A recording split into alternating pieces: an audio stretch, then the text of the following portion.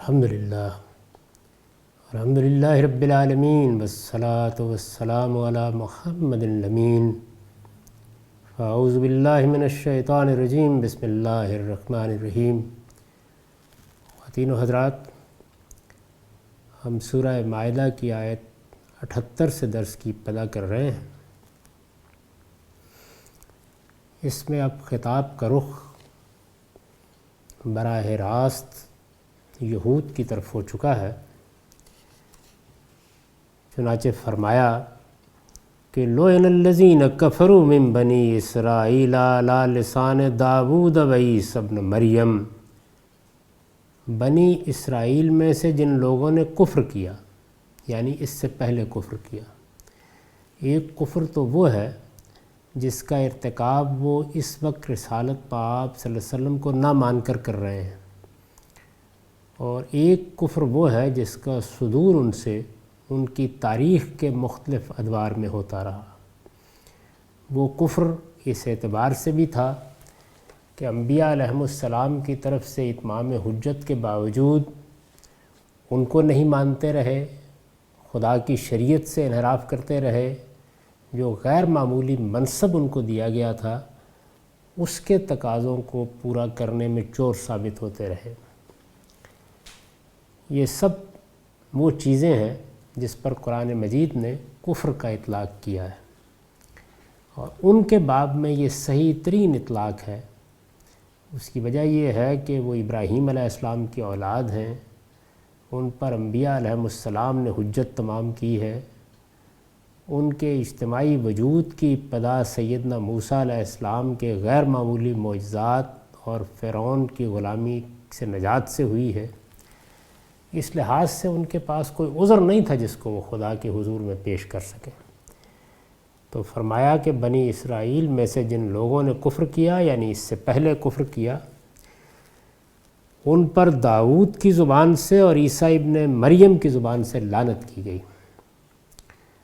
Bible کو اگر دیکھا جائے تو سبھی انبیاء لعنت کرتے رہے ہیں، لیکن یہاں خاص طور پر سیدنا داؤد علیہ السلام کا ذکر کیا ہے اور سیدنا مسیح علیہ السلام کا ذکر کیا ہے۔ اس پر البیان کا نوٹ ہے، سیدنا داؤد سے بنی اسرائیل کی سیاسی عظمت کی ابتدا ہوئی، اور سیدنا مسیح علیہ السلام ان کے آخری پیغمبر ہیں۔ یعنی سیدنا مسیح علیہ السلام نے ان پر آخری مرتبہ اتمام حجت کیا، اور پھر ہمیشہ کے لیے اللہ کا عذاب ان پر نازل کر دیا گیا۔ یہ عذاب یہ معلوم ہے کہ دو ہی صورتوں میں ہوتا ہے۔ ایک صورت یہ ہوتی ہے کہ وہ قوم زمین سے مٹا دی جاتی ہے، یہ عام طور پر مشرکین کے لیے ہوتا ہے، اور دوسری صورت یہ ہوتی ہے کہ ذلت کے ساتھ محکومی میں ڈال دی جاتی ہے۔ بنی اسرائیل کے ساتھ یہی دوسری صورت ہوئی۔ ان دونوں کے ذکر سے، یعنی سیدنا داؤد علیہ السلام اور سیدنا مسیح علیہ السلام، ان دونوں کے ذکر سے قرآن نے اشارہ کر دیا ہے کہ ابتدا سے انتہا تک ان کے تمام پیغمبر ان کی سرکشی کے باعث ان پر لعنت کرتے رہے۔ انبیاء علیہم السلام کے جو صحیفے بائبل کے مجموعے میں شامل ہیں، ان سے یہی بات معلوم ہوتی ہے۔ یعنی جس صحیفے کو بھی آپ اٹھا کر دیکھیے، اس میں یہی چیز ملتی ہے۔ بائبل کا جن لوگوں نے مطالعہ کیا ہے وہ جانتے ہیں کہ اس میں تورات بھی ہے، زبور بھی ہے، انجیل بھی ہے، اور اس کے ساتھ انبیاء علیہم السلام کے بہت سے صحائف بھی ہیں اور تاریخ بھی ہے۔ تو ان سب کا مجموعہ ہے بائبل۔ یعنی بائبل پوری کی پوری الہام نہیں ہے، اس میں بنی اسرائیل کی تاریخ بھی بیان ہوئی ہے، اور یہ الہامی کلام بھی اس کا حصہ بنا دیا گیا ہے۔ اس لحاظ سے وہ ایک مجموعہ بن گیا ہے۔ انبیاء علیہم السلام کے جو صحیفے بائبل کے مجموعے میں شامل ہیں، ان سے یہی بات معلوم ہوتی ہے۔ خاص مسیح و داؤد کی جس لعنت کا یہاں حوالہ دیا گیا ہے، اس کے لیے ملاحظہ ہو زبور باب 12:1-3، باب 28:3-6، باب 40:10-17، باب 68:1-4، باب 109، باب 140:6-11، باب 59، اور اسی طرح متی باب 23 14 سے 39، یعنی انجیل میں بھی اور اس سے پہلے انبیاء کے صحائف میں بھی۔ تو یہ حوالے اس لیے دے دیے ہیں کہ اگر مطالعے کا شوق ہو تو دیکھ لینا چاہیے۔ اس سے قرآن مجید نے یہاں بالاجمال جس بات کا ذکر کیا ہے اس کی تصویر سامنے آ جائے گی، اور قرآن مجید پر تدبر کرتے ہوئے اس اصول کو ملحوظ رکھنا چاہیے کہ اگر پہلے سے کوئی انبیاء کی سنت موجود ہے تو وہ یا اس کا بالاجمال ذکر کرے گا، یا اس سے متعلق اگر کوئی اصلاح مقصود ہے تو تب اس کا ذکر کرے گا، یا اس کا اہتمام اور اس کی تاکید کرنا پیش نظر ہے تو اس کو بیان کرے گا۔ اسی طریقے سے اگر اسے کوئی ایسی چیز بیان کرنی ہے جو پہلے سے بائبل میں وضاحت کے ساتھ بیان ہو چکی ہے تو یہ چونکہ اس کے پس منظر کی کتابیں ہیں اس وجہ سے ان کا بھی وہ اجمال کے ساتھ حوالہ دے دیتا ہے۔ یہاں بھی وہی ہوا ہے۔ چنانچہ فرمایا کہ بنی اسرائیل میں سے جن لوگوں نے اس سے پہلے کفر کیا ان پر داؤد کی زبان سے اور عیسیٰ ابن مریم کی زبان سے لعنت کی گئی۔ ذالک بما عصوا وکانوا یعتدون، کیوں لعنت کی گئی؟ اس لیے کہ انہوں نے نافرمانی کی، یعنی خدا کی نافرمانی کی، اور وکانوا یعتدون، وہ حدود سے آگے بڑھ جایا کرتے تھے۔ ظاہر ہے کہ اس سے خدا کے مقرر کردہ حدود مراد ہوں گے، یعنی اللہ تعالیٰ نے جو حدود متعین کر دیے ہیں جن کے اندر رہ کر ایمان والوں کو زندگی بسر کرنی چاہیے ان سے آگے بڑھ جایا کرتے تھے۔ وہ حدود کن کے بارے میں ہے؟ یعنی پہلا حصہ تو اس کو بیان کر کے فارغ ہو گیا کہ خدا کی نافرمانی کی، دوسرے میں اب عطف یہ بتا رہا ہے کہ بندوں کے حقوق زیر بحث ہے، یعنی خدا کی بھی نافرمانی کی اور بندوں کے معاملے میں بھی خدا کے مقرر کردہ حدود سے آگے بڑھتے رہے۔ عصوا کا لفظ کے لحاظ سے پہلی چیز پر دلالت کے لیے نہایت موزوں ہے، اور اعتداء کا لفظ بندوں پر زیادتی کرنے کے لیے نہایت موزوں ہے۔ تو قرآن مجید نے لفظوں کے انتخاب سے ان دونوں چیزوں کی طرف اشارہ کر دیا۔ وَقَانُوا لَا يَتْنَاهُونَ مُنْكَرٍ فَعَلُوهُ، وہ جن برائیوں کا ارتکاب کرتے ان سے ایک دوسرے کو نہیں روکتے تھے۔ لَبِئْسَ مَا كَانُوا يَفْعَلُونَ، نہایت برا طرز عمل تھا جو انہوں نے اختیار کر لیا تھا۔ یعنی یہ جو رویہ ہے کہ سوسائٹی میں برائیاں ہو رہی ہیں، لوگ جھوٹ بول رہے ہیں، بددیانتی کر رہے ہیں، ملاوٹ کر رہے ہیں، غبن کر رہے ہیں، لیکن ان کو معاشرہ ٹوکنے کے لیے تیار نہیں ہے۔ اس سے کسی کی عزت میں فرق نہیں پڑتا۔ یہ بات یاد رکھیے کہ سوسائٹی کی اصلاح کے لیے یہ چیز بڑی ضروری ہوتی ہے کہ خود سوسائٹی کے مختلف عناصر برائیوں کے معاملے میں حساس ہوں، یعنی انہیں یہ احساس رہے کہ وہ اگر اپنے معاشرے کو درست نہیں رکھیں گے تو اس سے خود انہیں نقصان اٹھانا پڑے گا، خود ان کے لیے وہ صورتحال پیدا ہو جائے گی کہ جس میں اگر کشتی کے نیچے سوراخ کر دیا جائے تو سارے کشتی والے ڈوبتے ہیں۔ رسول اللہ صلی اللہ علیہ وسلم نے اسی تمثیل سے اس حقیقت کو ایک حدیث میں واضح بھی کیا ہے۔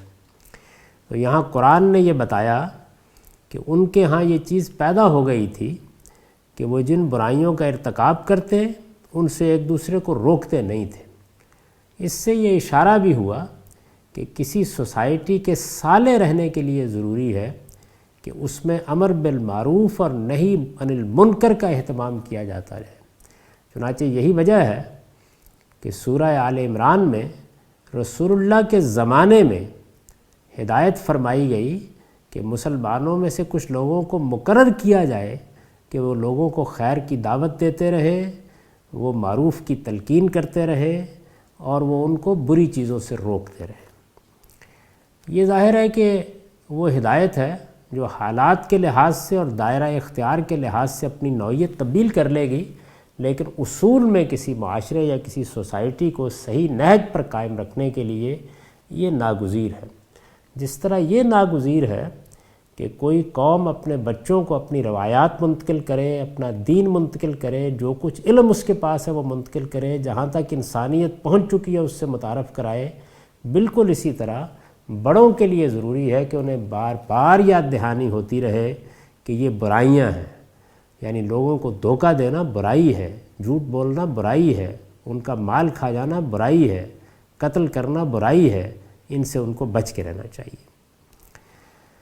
ارشاد فرمایا ترا کثیرا منہم یتولون الذین کفروا، تم ان میں سے بکثرت لوگوں کو دیکھتے ہو کہ وہ منکروں کو اپنا دوست بناتے ہیں، یعنی چونکہ اس رویے پر عرصے سے گامزن ہے، یہی اب ان کی عام روش بن چکی ہے۔ رسول اللہ صلی اللہ علیہ وسلم کی بعثت کے بعد بھی اس میں کوئی تبدیلی نہیں ہوئی۔ اس کا نتیجہ کیا ہے کہ وہ منکروں کو اپنا دوست بناتے ہیں۔ ہونا تو یہ چاہیے تھا کہ ایمان کے تعلق سے ایمان والوں کے قریب ہوتے، ان کو دوست بناتے، ان کے ساتھ ان کی محبت ہوتی، ان کی بات سمجھنے کی کوشش کرتے، لیکن وہ مخالف کیمپ میں جا کر کھڑے ہو گئے ہیں۔ یہ ظاہر ہے کہ اس وقت کی بات ہے کہ جب ہر لحاظ سے حقائق واضح کر دیے گئے ہیں، خدا کا پیغمبر ان کے درمیان میں موجود ہے اور قرآن مجید نازل ہو رہا ہے۔ تو فرمایا کہ اس وقت بھی یہ صورتحال ہے۔ ظاہر ہے کہ یہ مضمون مقدر ہے، اس کو کھول دینا چاہیے۔ اس وقت بھی ان میں سے بکثرت لوگوں کو تم دیکھو گے کہ وہ منکروں کو اپنا دوست بناتے ہیں۔ ارشاد فرمایا لبئس ما قدمت لهم انفسهم ان سخط اللہ علیہم وفی العذاب هم خالدون، نہایت برا سامان ہے جو انہوں نے آگے کے لیے تیار کر کے بھیجا ہے، یہی کہ ان پر خدا کا غضب ہوا اور وہ ہمیشہ عذاب میں رہنے والے ہیں۔ یہ جو فرمایا کہ وہ منکروں کو اپنا دوست بناتے ہیں، تو اس سے مشرکین مکہ مراد ہے، یعنی مشرکین مکہ جنہوں نے رسول اللہ صلی اللہ علیہ وسلم کی طرف سے اتمام حجت کے باوجود آپ کو ماننے سے انکار کر دیا، اس لیے ان کے لیے یہ کفر یا انکار کا لفظ استعمال ہوا ہے، اور یہی ان کا جرم ہے جس کی وجہ سے جب اہل کتاب بھی ان کو دوست بنانے کے لیے نکلے ہیں تو اللہ تعالیٰ کے مغضوب ہو کر رہ گئے ہیں۔ چنانچہ فرمایا کہ یہ نہایت برا سامان ہے، انہوں نے آگے کے لیے یہ کوئی اچھی تیاری نہیں کی ہے، اور اب اس کا نتیجہ کیا ہے؟ اب اس کا نتیجہ یہ ہے کہ جو سامان انہوں نے کیا ہے اس کا اللہ تعالیٰ کے ہاں غضب کی صورت میں اور عذاب کی صورت میں نتیجہ ان کے سامنے آنے والا ہے، انجام ان کے سامنے آنے والا ہے۔ البیان کا نوٹ ہے، یہ عمل کے بجائے اس کا نتیجہ سامنے رکھ دیا ہے کہ وہ اپنے کرتوتوں کا انجام دیکھ لیں، یعنی جو اسلوب اس میں اختیار کیا وہ یہ ہے کہ ہونا تو یہ چاہیے تھا کہ جو جرائم انہوں نے کیے ہیں ان کا ذکر کیا جاتا۔ جب یہ فرمایا کہ یہ نہایت برا سامان ہے جو انہوں نے آگے کے لیے تیار کر کے بھیجا ہے، تو اجمال پر تبصرہ کر دیا کہ منکروں کے دوست ہیں۔ اب ظاہر ہے کہ اس کے نتیجے میں جو سامان انہوں نے تیار کیا وہ ان کے وہ اعمال تھے، ان کے رویے تھے جو وہ یہاں اختیار کر رہے تھے، لیکن اس کا نتیجہ بیان کر دیا ہے کہ ایسے رویے اختیار کیے ہیں اور ایسے اعمال انجام دیے ہیں کہ اب ان پر خدا کا غضب ہے اور یہ ہمیشہ عذاب میں رہنے والے ہیں۔ وَلَوْ كَانُوا يُؤْمِنُونَ بِاللَّهِ وَالنَّبِيِّ وَمَا أُنزِلَ إِلَيْهِمْ مَا اتَّخَذُوهُمْ أَوْلِيَاءَ وَلَكِنَّ كَثِيرًا مِّنْهُمْ فَاسِقُونَ، اگر یہ اللہ اور اس کے پیغمبر اور اس چیز کے ماننے والے ہوتے جو پیغمبر پر نازل ہوئی ہے۔ ظاہر ہے کہ یہاں فعل اپنے کامل یا حقیقی معنوں میں استعمال ہوا ہے، یعنی اگر وہ فی الواقع ماننے والے ہوتے، کہنے کو تو اقرار کر رہے ہیں لیکن اگر وہ فی الواقع ماننے والے ہوتے تو پھر کیا ہوتا؟ مَتَّخَذُوهُمْ أَوْلِيَاءَ، پھر وہ کبھی ان منکروں کو اپنا دوست نہ بناتے، جن منکروں کا پیچھے ذکر ہوا یعنی قریش مکہ۔ لیکن ہے کیا؟ وَلَكِنَّ كَثِيرٌ مِّنْهُمْ فَاسِقُونَ، مگر ان میں سے زیادہ نافرمان ہو چکے ہیں۔ یہ جو فرمایا کہ جو پیغمبر پر نازل ہوئی، تو مطلب یہ ہے کہ یعنی موسیٰ علیہ السلام اور تورات جو ان پر نازل ہوئی اور جس پر یہود ایمان کا دعویٰ کرتے تھے۔ اس نوٹ میں میں نے اس چیز کو واضح کیا ہے کہ جو ان کے پیغمبر پر چیز نازل ہوئی تھی اس کو تو کم سے کم ماننا چاہیے تھا۔ جو چیز اللہ تعالیٰ نے ان کو عطا فرمائی وہ تو ان کے ایمان کا موضوع بننی چاہیے تھی، تو جب پیغمبر کے اوپر اور اس پیغمبر کے یہ ماننے والے ہیں نازل ہوئی چیز کے ساتھ انہوں نے یہ رویہ اختیار کیا تو پھر اس کا نتیجہ یہ نکلا۔ لَتَجِدَنَّ أَشَدَّ النَّاسِ عَدَاوَةً لِلَّذِينَ آمَنُوا الْيَهُودُ وَالَّذِينَ أَشْرَكُوا۔ حقیقت یہ ہے کہ مسلمانوں کی دشمنی میں تم سب سے زیادہ سخت یہود اور مشرکین کو پاؤ گے۔ یعنی اس وقت ایک طرف اہل ایمان کھڑے ہیں، اللہ کا رسول ان کے درمیان میں ہے، اور دوسری جانب وہ گروہ ہیں جو منکرین کے گروہ ہیں، ان میں یہود بھی ہیں، مشرکین بھی ہیں، اور نصارہ کی بھی ایک چھوٹی سی جماعت ہے۔ تو قرآن مجید اب یہ تبصرہ کر رہا ہے کہ ان لوگوں کے ہاں یہ زوال و انحطاط پیدا ہوا ہے کہ ایمان کے رشتے کمزور تر ہوتے چلے گئے ہیں، برائیوں سے محبت بڑھتی چلی گئی ہے، اور اب یہ حسد کے مارے نہ صرف یہ کہ رسول اللہ صلی اللہ علیہ وسلم کا انکار کر رہے ہیں، جانتے بوجھتے انکار کر رہے ہیں، بلکہ محبت اور دوستی کی پینگیں بھی ان لوگوں سے بڑھا رہے ہیں جو منکرین ہیں، مشرکین ہیں، درا حالے کہ یہ اللہ کی کتابوں کو ماننے والے ہیں، یہ دعویٰ کرتے ہیں کہ ان کا ایمان توحید پر ہے۔ تو ہونا تو یہ چاہیے تھا کہ یہ سب سے زیادہ قریب صحابہ کرام کو محسوس کرتے، رسول اللہ صلی اللہ علیہ وسلم کو محسوس کرتے، آپ کی دعوت کو محسوس کرتے، کیونکہ وہ توحید کی دعوت تھی، وہ انبیاء علیہ السلام پر ایمان کی دعوت تھی، وہ خدا کی شریعت کو محکم پکڑنے کی دعوت تھی۔ تو ہونا تو یہ چاہیے تھا، لیکن انہوں نے اس کے بالکل برعکس رویہ اختیار کیا۔ ارشاد ہوا کہ حقیقت یہ ہے کہ مسلمانوں کی دشمنی میں تم سے سب سے زیادہ سخت یہود اور مشرکین کو پاؤ گے۔ اس پر البیان کا نوٹ ہے، اوپر فرمایا تھا کہ تم ان میں بکثرت لوگوں کو دیکھتے ہو کہ وہ منکروں کو اپنا دوست بناتے ہیں۔ یہ اس کی تصریح مزید ہے، یعنی جو بات اوپر اجمال سے کہی تھی اس کو مزید کھول کر واضح کر دیا ہے۔ یہ اس کی تصریح مزید ہے کہ مسلمانوں کی دشمنی میں وہ بالکل مشرکین سے ہم آہنگ ہو چکے ہیں، اور اس طرح ایمان و اخلاق کے لحاظ سے اس پستی میں گر چکے ہیں کہ حامل کتاب ہو کر بت پرستوں سے دوستی کی پینگیں بڑھا رہے ہیں۔ یعنی جب دو گروہ سامنے ہیں، ایک طرف مسلمان ہیں، دوسری طرف مشرکین ہیں، تو اب یہ فیصلہ آپ سے آپ ہو جانا چاہیے کہ اگر کوئی تعلق رکھنا ہے، کوئی واسطہ رکھنا ہے، کوئی دوستی اور محبت رکھنی ہے، کوئی اعتماد پیدا ہونا ہے، تو کن کے ساتھ پیدا ہونا چاہیے؟ قرآن مجید نے ایک سادہ اصول کو سامنے رکھ کر توجہ دلائی ہے کہ یہاں چونکہ جو کچھ ہو رہا ہے اس کی بنیاد استدلال نہیں ہے، اس کی بنیاد حسد ہے، اس کی بنیاد دشمنی کے جذبات ہیں، اس کی بنیاد باطن کا انکار ہے۔ چنانچہ علم و اخلاق کے لحاظ سے یہ پستی بھی پیدا ہو گئی ہے کہ اب یہ اس طرح کے فیصلے کر رہے ہیں کہ اصل میں ان کا تعلق اب مشرکین کے ساتھ ہے۔ ارشاد ہوا وَلَتَجِدَنَّ أَقْرَبَهُم مَّوَدَّةً لِّلَّذِينَ آمَنُوا وَالَّذِينَ قَالُوا إِنَّا نَصَارَىٰ، اور مسلمانوں کی دوستی میں سب سے زیادہ قریب ان لوگوں کو پاؤ گے جنہوں نے کہا کہ ہم نصارہ ہیں۔ میں نے اس پر لکھا ہے، اس سے واضح ہے کہ اس سے مراد عام مسیحی نہیں ہے جنہوں نے پال کی ایجاد کردہ مسیحیت کو اپنے مذہب کے طور پر اختیار کر رکھا ہے۔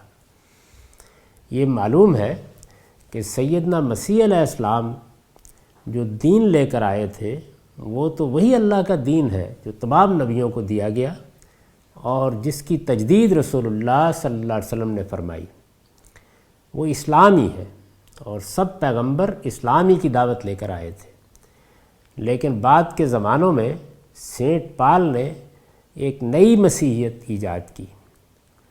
یہ مسیحیت اپنے اندر بہت سے خارجی اثرات رکھتی ہے، یعنی رومیوں کے ہاں جو تصورات موجود تھے، بت پرست قوموں کے ہاں جو میتھالوجی موجود تھی، اسی طرح یونانیوں کے ہاں جو فلسفیانہ توہمات موجود تھے، ان سب کے اثرات ہوئے، اور اس سے وہ چیز وجود میں آئی جس کو اب ہم مسیحیت کی صورت میں دیکھتے ہیں، جس کی بنیاد 3 بنیادی چیزوں پر ہے، یعنی الوہیت مسیح کا عقیدہ ہے، کفارے کا عقیدہ ہے، اور نسخ شریعت کا عقیدہ ہے۔ ساری کی ساری مسیحیت اب اس پر مبنی ہے، اور الوہیت مسیح کے بارے میں اسی طرح کی متکلمانہ بحثیں ہیں جیسی ہمارے ہاں بھی بدقسمتی سے علم کلام کے غلبے کے بعد ہوتی رہی ہیں۔ تو یہاں یہ کہا ہے کہ مسلمانوں کی دوستی میں اس وقت کے لوگوں میں سب سے زیادہ قریب تم ان لوگوں کو پاؤ گے جنہوں نے کہا کہ ہم نصارہ ہیں۔ تو میں نے لکھا ہے کہ اس سے واضح ہے کہ اس سے مراد عام مسیحی نہیں ہے جنہوں نے پال کی ایجاد کردہ مسیحیت کو اپنے مذہب کے طور پر اختیار کر رکھا ہے، سینٹ پال، بلکہ مسیح علیہ السلام کے خلیفہ راشد شمون صفا کے پیرو ہیں۔ یعنی رسالت مآب صلی اللہ علیہ وسلم کے ساتھ جس طرح کے جلیل القدر صحابہ شریک ہوئے، تو سیدنا مسیح علیہ السلام کے دین اور ان کے نقطہ نظر کو ٹھیک طریقے سے سمجھنے والوں کی بھی ایک جماعت موجود تھی۔ ان کے مابین اور پال کے درمیان اور پال سے اتفاق رکھنے والوں کے مابین بہت کچھ کشمکش ہوئی، چنانچہ وہ کشمکش جن لوگوں نے مسیحیت کی تاریخ پڑھی ہے وہ جانتے ہیں۔ اس موقع پر شمون صفا کے پیرووں کو وہاں ہزیمت اٹھانا پڑی، اور یہی لوگ ہیں کہ جو افریقہ میں اور اسی طرح سے جزیرہ نما عرب میں جا کر آباد ہوئے۔ یہ شمون صفا کے پیرو ہیں، یہ پال کے پیرو نہیں ہیں، بلکہ مسیح علیہ السلام کے خلیفہ راشد شمون صفا کے پیرو ہیں، جو رسول اللہ صلی اللہ علیہ وسلم کے زمانہ بعثت میں بڑی حد تک سیدنا مسیح کی اصل تعلیمات پر قائم تھے۔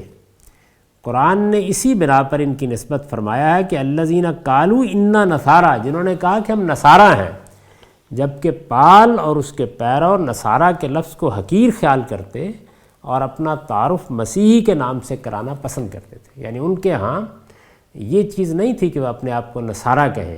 تو قرآن مجید نے خاص طور پر یہاں یہ الفاظ استعمال کیے کہ الذین قالوا انا نصارا، یعنی جنہوں نے اپنا تعارف یہ کہہ کے کرا رکھا ہوا ہے کہ ہم نصارہ ہیں۔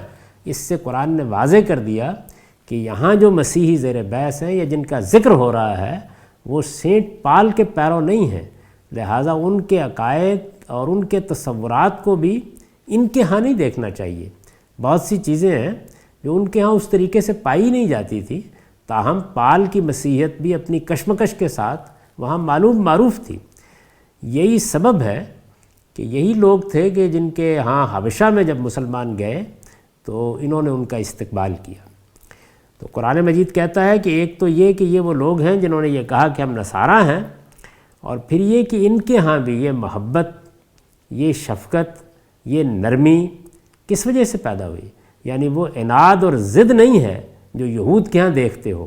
اختلاف تو ہو سکتا ہے، بات کو سمجھنے میں بھی کچھ وقت لگ سکتا ہے، لیکن یہاں ہٹ درمی، ضد اور عناد کی کیفیت نہیں ہے۔ کیوں؟ کیا وجہ ہے؟ ذالک بأن منہم قسیسین و رہبانا، یہ اس لیے کہ ان کے اندر علماء اور راہب ہیں، وانہم لا یستکبرون، اور وہ تکبر نہیں کرتے۔ یعنی ان کے علماء بڑی حد تک دین کی صحیح تعبیر کے ساتھ ان کو مخاطب کرتے ہیں۔ ان کے ہاں رہبانیت ہے جس میں یہ تو ٹھیک ہے کہ اللہ کے قائم کردہ حدود سے تجاوز ہو گیا ہے، لیکن وہ تجاوز جانب خیر میں ہوا ہے، اور چونکہ جانب خیر میں ہوا ہے اس لیے اس میں عناد، ہٹ درمی اور ضد نہیں درائی، اور فرمایا کہ حاصل کلام یہ ہے کہ وہ تکبر میں مبتلا نہیں ہے۔ ان کے ہاں شیطنت پیدا ہو چکی ہے۔ تکبر ایسی چیز ہے کہ جب یہ در آتا ہے تو پھر اس کے بعد صحیح سے صحیح بات کو بھی انسان قبول کرنے کے لیے تیار نہیں ہوتا۔ اور تکبر کیا ہے؟ تکبر کے بارے میں وہی بات سب سے صحیح بات ہے جو خود رسالت مآب صلی اللہ علیہ وسلم نے ایک سوال کے جواب میں فرمائی کہ تکبر یہ نہیں ہے کہ تم اچھا پہنو یا تم اچھے طریقے سے رہو۔ تکبر کیا ہے؟ تکبر بطر الحق و غمت الناس ہے، یعنی دوسروں کو حقیر سمجھو اور حق کے مقابلے میں اکڑ جاؤ، یہ تکبر ہے۔ تو فرمایا کہ یہ چیز ان میں نہیں ہے۔ چنانچہ اسی کا نتیجہ ہے کہ انہوں نے اس دعوت کو بھی قبول کیا ہے، اور ان کے اندر محبت بھی ہے، نرمی بھی ہے۔ وَإِذَا سَمِعُوا مَا أُنزِلَ إِلَى الرَّسُولِ تَرَىٰ أَعْيُنَهُمْ تَفِيضُ مِنَ الدَّمْعِ مِمَّا عَرَفُوا مِنَ الْحَقِّ، اور جب اس چیز کو سنتے ہیں جو خدا کے رسول پر اتری ہے تو تم دیکھتے ہو کہ حق کو پہچان لینے کی وجہ سے، حق کو پہچان لینے کے باعث ان کی آنکھوں سے آنسو بہہ نکلتے ہیں۔ یعنی انسان کے سامنے جب حق اس طریقے سے آتا ہے تو وہ اس کے دل و دماغ کو اپنی گرفت میں لے لیتا ہے، اور اس کے اوپر وہی اثر ہوتا ہے جو یہاں بیان کیا ہے. یعنی جب وہ یہ دیکھتے ہیں کہ یہ وہی بات ہے جس کی پیشین گوئی کی گئی تھی، یہ وہی بات ہے جس کی تعلیم مسیح علیہ السلام نے دی تھی، یہ وہی پیغمبر ہیں جن کی منادی انہوں نے فرمائی تھی، یہ وہی بشارت ہے جس کے لیے انجیل بشارت کہلاتی ہے، تو ان کی آنکھوں سے آنسو بہہ نکلتے. سیدنا مسیح کے ان سچے پیرووں نے قرآن کا استقبال جس والہانہ انداز سے کیا، یہ اس کی تصویر ہے. یعنی اس سے اندازہ کیا جا سکتا ہے کہ وہ کس طریقے سے آگے بڑھے اور انہوں نے کس طریقے سے قرآن کا استقبال کیا، رسول اللہ صلی اللہ علیہ وسلم کی دعوت کا استقبال کیا. اس سے قرآن نے ضمناً ہدایت اور گمراہی کے اس اصول کی طرف بھی اشارہ کر دیا ہے، اس سنت کی طرف بھی جو اللہ کی طرف سے قائم کی گئی ہے. یعنی یہ کہ جو کچھ پاس ہے جب انسان اس کی قدر کرتا ہے اور صحیح جگہ پر کھڑا ہونے کی کوشش کرتا ہے، غلطی ہو جانا ایک الگ چیز ہے، تو اللہ تعالیٰ پھر اس کو آگے بھی ہدایت کی توفیق دیتے ہیں. تو فرمایا کہ ان میں اچھے علماء ہیں جو صحیح بات ان کو بتاتے ہیں، ان کے راہب ہیں جو بہرحال خدا کی خوشنودی کے لیے اگرچہ حدود سے آگے بڑھ گئے ہیں لیکن خدائی کی خوشنودی کے لیے یہ طریقے اختیار کیے ہوئے ہیں. تو خدا کی خوشنودی، خدا کے رضوان کی طلب، یہ چونکہ ان کے ہاں بہت غلبہ رکھتی ہے، تو جب قرآن ان کے سامنے آیا ہے تو اس کا استقبال بھی انہوں نے ہٹ درمی کے ساتھ نہیں کیا. یقولون ربنا آمنا فاکتبنا مع الشاہدین. یعنی وہ قرآن کو سنتے ہیں، جو چیز خدا کے رسول پر اتری ہے جب وہ ان کے سامنے آتی ہے تو پکار اٹھتے ہیں. یقولون ربنا آمنا، کہ پروردگار ہم نے مان لیا، فاکتبنا مع الشاہدین، سو ہمارا نام بھی تو گواہی دینے والوں میں لکھ لے. یعنی اس چیز کی گواہی دینے والوں میں لکھ لے. اس پر البیان کا نوٹ ہے، یعنی اس بات کی گواہی کہ یہی وہ کتاب ہے جس کے آنے کی پیشین گوئی ہمارے صحیفوں میں کی گئی تھی. یہ وہ پکار اٹھتے ہیں، دیکھتے ہیں، آنکھوں سے آنسو بہہ رہے ہوتے ہیں اور اللہ سے درخواست کر رہے ہوتے ہیں کہ ہم اس کے گواہ ہیں اور ہم کھڑے ہو گئے ہیں اور ہم کہتے ہیں کہ یہ حق ہے جو اللہ کی طرف سے آیا ہے. وَمَا لَنَا لَا نُؤْمِنُ بِاللَّهِ وَمَا جَاءَنَا مِنَ الْحَقِّ وَنَطْمَعُ أَن يُدْخِلَنَا رَبُّنَا مَعَ الْقَوْمِ الصَّالِحِينَ. اور ہم اللہ کو اور اس حق کو کیوں نہ مانیں جو ہمارے پاس آ گیا ہے، جب کہ ہم توقع رکھتے ہیں کہ ہمارا پروردگار ہمیں صالحین میں شامل کرے گا. میں نے لکھا ہے یہ قرآن کی تصدیق اور اس پر ایمان لانے کے لیے ان کے اقدام کی دلیل ہے. اس کے ساتھ اگر غور کیجئے تو یہ یہود و نصارہ کے ان لوگوں پر ایک لطیف تعریض بھی ہے جو پیغمبر کی گواہی چھپا کر بیٹھے تھے اور اس کے باوجود خدا کے حضور میں سرفرازی کی توقع رکھتے تھے. یعنی گویا قرآن مجید نے اپنا استقبال کرنے والوں کی تصویر کھینچ کر ان کی جانب بھی اشارہ کر دیا جو اس سے بالکل مختلف رویہ اپنائے ہوئے تھے. تو فرمایا کہ ادھر حال یہ ہے کہ یہ کہتے ہیں، زبان حال سے کہتے ہیں کہ کیوں نہ مانیں، حق آ گیا ہے، صحیح بات واضح ہو گئی ہے، ان پیشین گوئیوں کا مصداق آ گیا ہے جس کو ہم پڑھتے تھے اور انتظار کرتے تھے، تو کیوں نہ مانیں. اور ہم یہ اس لیے مانیں گے کہ پروردگار ہمیں صالحین میں داخل کرے. اس لیے کہ ہر بندہ مومن کی یہی آرزو ہوتی ہے. سچا ایمان تھا تو قرآن مجید نے تصویر کھینچ کے بتا دیا کہ ہونا تو ظالموں یہ چاہیے تھا، تمہارا رویہ بھی یہی ہوتا، تم بھی یہی چاہتے کہ صالحین میں شامل ہو جاؤ، تو یہ سعادت کی بات تھی. تم بھی آگے بڑھ کے قرآن کا اسی طرح استقبال کرتے. ہاں کوئی سوال تھا کر لیتے، کوئی اشکال تھا دور کر لیتے، بحث بھی ہو سکتی تھی، لیکن تم نے تو فیصلہ کر لیا کہ صحیح سے صحیح بات بھی سامنے آ جائے گی تو ہم اس کو قبول کرنے کے لیے تیار نہیں ہوں گے.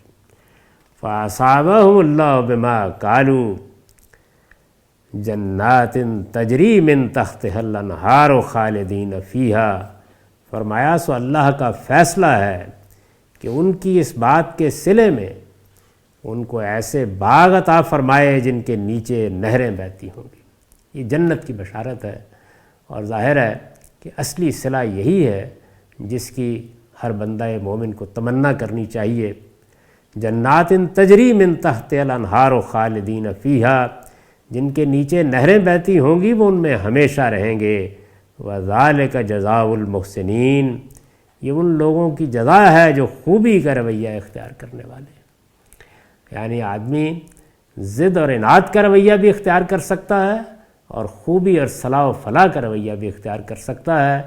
جب وہ یہ رویہ اختیار کرتا ہے تو غلطیوں اور کوتاہیوں کے باوجود جنت کی بشارت ہے۔ یہ دیکھیے اوپر جن چیزوں کا حوالہ دیا ہے ان میں غلطیاں بھی ہیں، کوتاہیاں بھی ہیں، رہبانیت کا جیسے کہ ذکر ہوا، لیکن اس کے باوجود جب اندر اخلاص موجود ہے، خدا کی طرف رجوع کا جذبہ موجود ہے، اصلاح کرنے کے لیے آمادگی موجود ہے، تو اللہ تعالیٰ فرماتے ہیں کہ یہی وہ رویہ ہے، یہی وہ خوبی کا رویہ ہے جس کا صلہ میری جنت ہے، وہ جنت جس میں نیچے نہریں بہتی ہوں گی اور جس میں لوگ ہمیشہ رہیں گے۔ والذین کفروا وکذبوا بآیاتنا اولئک اصحاب الجحیم، رہے وہ جو منکر ہوئے اور جنہوں نے ہماری آیتوں کو جھٹلا دیا ہے تو وہی دوزخ کے لوگ ہیں۔ ظاہر ہے کہ اشارہ ہے انہی یہود کی طرف اور نصارہ کے ان لوگوں کی طرف جو مقابلے میں کھڑے ہو گئے، جنہوں نے انکار کا فیصلہ کر لیا، جو صحیح بات کو ماننے کے لیے تیار نہیں ہوئے۔ یہاں پر سورہ اپنے مضمون کے لحاظ سے ختم ہو گئی۔ اس کے بعد ایک ضمیمہ ہے، اس میں سوالوں کے جواب دیے ہیں۔ قرآن مجید میں اگر آپ صورتوں کا تجزیہ کر کے ٹھیک طرح سے متعین کریں تو یہ واضح ہو جاتا ہے کہ بعض جگہوں پر اس نوعیت کے ضمیمے سورہ کے درمیان میں بھی آ گئے ہیں، جیسے سورہ بقرہ میں ہم اس کو دیکھ چکے ہیں، لیکن سورہ نساء میں اور سورہ مائدہ میں بالکل ایک ہی طریقے پر، یہ چونکہ توام صورتیں ہیں تو پہلے سورہ ہے وہ اپنے اصل مضمون کے ساتھ پایہ تکمیل کو پہنچ گئی ہے۔ سورہ نساء آیت 126 پر پایہ تکمیل کو پہنچ گئی ہے، اس کے بعد ایک ضمیمہ ہے جس میں 4 سوالوں کا جواب دیا گیا ہے۔ بالکل اسی طریقے سے یہ سورہ اس آیت پر یعنی آیت 86 پر اپنے اتمام کو پہنچ گئی ہے۔ اس کے بعد 5 سوالات ہیں جن کا جواب دیا گیا ہے۔ جیسے ہم کوئی نشست منعقد کرتے ہیں اور اس میں اپنی بات کہہ لیتے ہیں تو پھر سوالات کے جوابات دیتے ہیں، یہ بالکل ایسے ہی ہے۔ قرآن مجید کو چونکہ جدید طریقے سے ایڈٹ نہیں کیا گیا تو اس کی وجہ سے یہ چیزیں نمایاں نہیں ہوتیں۔ یہ ضمیمہ اس سورہ کے آخر میں بھی ہے اور اس سے پہلے سورہ نساء کے آخر میں بھی ہے، اور بالکل ایک ہی طریقے سے چونکہ دونوں صورتوں میں یہ ضمیمہ ہے اور ایک ہی طریقے سے صورتیں بھی شروع ہوئی ہیں، اور ان دونوں صورتوں میں یہ طریقہ اختیار کیا گیا ہے کہ تزکیہ اور تطہیر کا مضمون مقدم ہو گیا ہے۔ بقرہ و آل عمران میں اتمام حجت کا مضمون مقدم ہوا ہے اور تزکیہ تطہیر کا مضمون مؤخر ہوا ہے۔ وہ بھی توام صورتیں ہیں، آپس میں پیر ہیں، جوڑا ہیں، ان میں تزکیہ اور تطہیر کا مضمون مقدم ہوا ہے اور پھر بتدریج اتمام حجت کی طرف مضمون بڑھتا چلا گیا اور پھر خاتمے کو پہنچ گیا ہے۔ اس میں جو سوالات پیدا ہوئے ہیں ان کا جواب دیا ہے اور وہ ضمیمے کے طور پر آخر میں ملحق کر دیا گیا ہے۔ اب ان آیات کا سادہ ترجمہ سن لیجئے۔ بنی اسرائیل میں سے جن لوگوں نے اس سے پہلے کفر کیا ان پر داؤد کی زبان سے اور عیسیٰ ابن مریم کی زبان سے لعنت کی گئی، اس لیے کہ انہوں نے خدا کی نافرمانی کی اور بندوں کے معاملے میں بھی وہ خدا کے مقرر کردہ حدود سے آگے بڑھ جایا کرتے تھے۔ وہ جن برائیوں کا ارتکاب کرتے ان سے ایک دوسرے کو نہیں روکتے تھے۔ نہایت برا طرز عمل تھا جو انہوں نے اختیار کر لیا تھا۔ اس وقت بھی تم ان میں سے بکثرت لوگوں کو دیکھتے ہو کہ وہ منکروں کو اپنا دوست بناتے ہیں۔ نہایت برا سامان ہے جو انہوں نے آگے کے لیے تیار کر کے بھیجا ہے، یہی کہ ان پر خدا کا غضب ہوا اور وہ ہمیشہ عذاب میں رہنے والے ہیں۔ اگر یہ فی الواقع اللہ اور اس کے پیغمبر اور اس چیز کے ماننے والے ہوتے جو پیغمبر پر نازل ہوئی تو کبھی ان منکروں کو اپنا دوست نہ بناتے، مگر ان میں سے زیادہ تر نافرمان ہو چکے ہیں۔ حقیقت یہ ہے کہ مسلمانوں کی دشمنی میں تم سب سے زیادہ سخت یہود اور مشرکین کو پاؤ گے اور مسلمانوں کی دوستی میں سب سے زیادہ قریب ان لوگوں کو پاؤ گے جنہوں نے کہا کہ ہم نصارہ ہیں۔ یہ اس لیے کہ ان کے اندر علماء اور راہب ہیں اور وہ تکبر نہیں کرتے، اور جب اس چیز کو سنتے ہیں جو خدا کے رسول پر اتری ہے تو تم دیکھتے ہو کہ حق کو پہچان لینے کے باعث ان کی آنکھوں سے آنسو بہہ نکلتے ہیں۔ وہ پکار اٹھتے ہیں کہ پروردگار ہم نے مان لیا، سو ہمارا نام تو اس کی گواہی دینے والوں میں لکھ لے، اور ہم اللہ کو اور اس حق کو کیوں نہ مانیں جو ہمارے پاس آ گیا ہے، جبکہ ہم توقع رکھتے ہیں کہ ہمارا پروردگار ہمیں صالحین میں شامل کرے گا۔ سو اللہ کا فیصلہ ہے کہ ان کی اس بات کے صلے میں ان کو ایسے باغ عطا فرمائے جن کے نیچے نہریں بہتی ہوں گی، وہ ان میں ہمیشہ رہیں گے۔ یہ ان لوگوں کی جزا ہے جو خوبی کا رویہ اختیار کرنے والے ہوں، رہے وہ جو منکر ہوئے اور جنہوں نے ہماری آیتوں کو جھٹلا دیا ہے، تو وہی دوزخ کے لوگ ہیں۔ اقول قولی ھذا واستغفر اللہ لی ولکم ولسائر المؤمنین۔